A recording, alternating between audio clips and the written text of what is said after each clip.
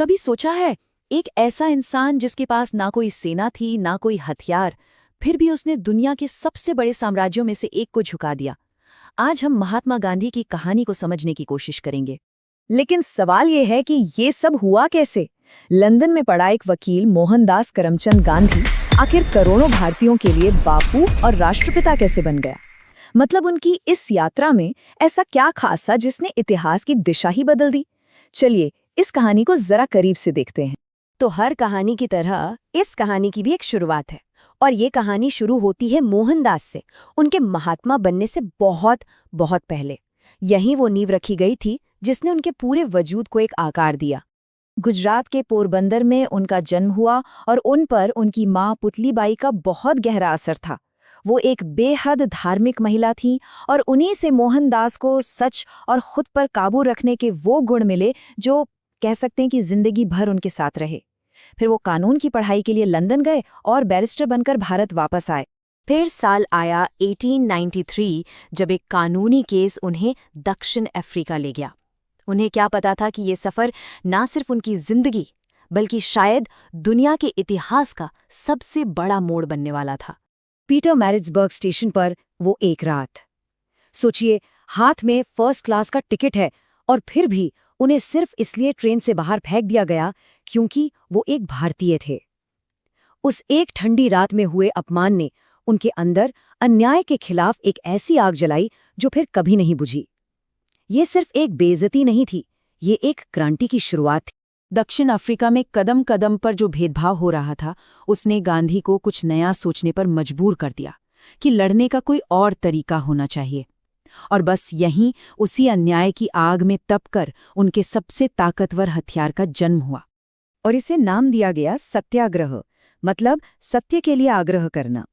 ये सिर्फ एक शब्द नहीं था, ये अपने आप में एक पूरी फिलॉसफी थी। जुल्म के खिलाफ लड़ने का एक ऐसा तरीका जिसमें नफरत और हिंसा के लिए कोई जगह ही नहीं थी। सारी ताकत सिर्फ सच और नैतिकता की थी।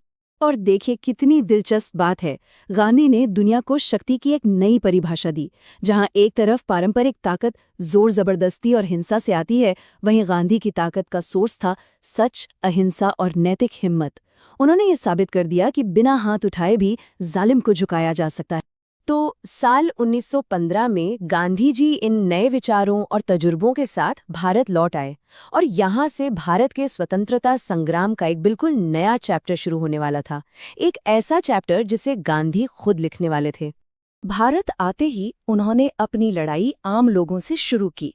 चंपारण में नील के किसानों के लिए, खेड़ा में भारी टैक्स से दबे किसानों के लिए और अहमदाबाद में मिल मजदूरों के हक के लिए उन्होंने एक के बाद एक सफल सत्याग्रह किए, और इन्हीं जीतों ने देखते ही देखते उन्हें जनता का नेता बना दिया।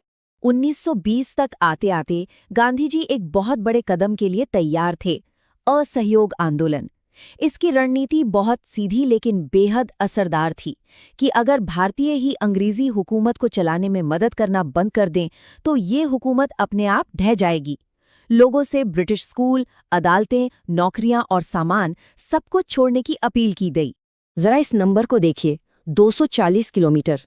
ये सिर्फ एक दूरी नहीं है, ये उस पैदल यात्रा की निशानी है जिसने ब्रिटिश साम्राज्य की जड़ों को हिलाकर रख दिया था। ये कहानी है 1930 के दांडी मार्च की। गांधी जी ने समुद्र तक 240 किलोमीटर पैदल चलकर सिर्फ एक मुट्ठी नमक उठाया और अंग्रेजों का बनाया हुआ नमक कानून तोड़ दिया। सोचिए, इतने छोटे से काम ने पूरे देश में अवज्ञा की एक ऐसी जबरदस्त लहर पैदा कर दी कि दुनिया भर की नजरें भारत पर आ टिकीं। और फिर आया साल 1942। दूसरे विश्व युद्ध से अंग्रेजी हुकूमत कमजोर हो चुकी थी और गांधी जी ने उन्हें आखिरी और सबसे साफ संदेश दिया, भारत छोड़ो, और पूरे देश को एक नारा दिया, करो या मरो। ये आज़ादी के लिए अंतिम लड़ाई का ऐलान था।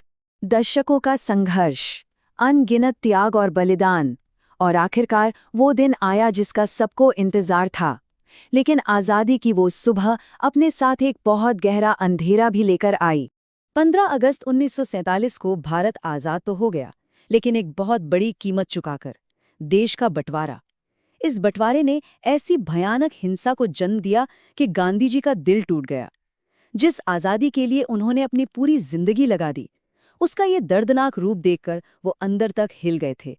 और फिर 30 जनवरी 1948 को जिस इंसान ने पूरी जिंदगी अहिंसा का पाठ पढ़ाया, उसी की हिंसा से हत्या कर दी गई। उनके आखिरी शब्द थे, हे राम, और इसी के साथ एक युग का अंत हो गया।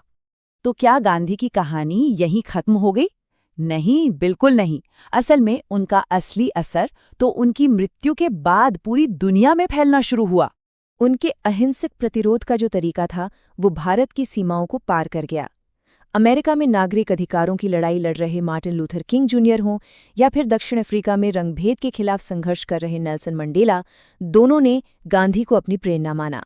और आज भी यूनाइटेड नेशंस उनके जन्मदिन को अंतर्राष्ट्रीय अहिंसा दिवस के तौर पर मनाता है।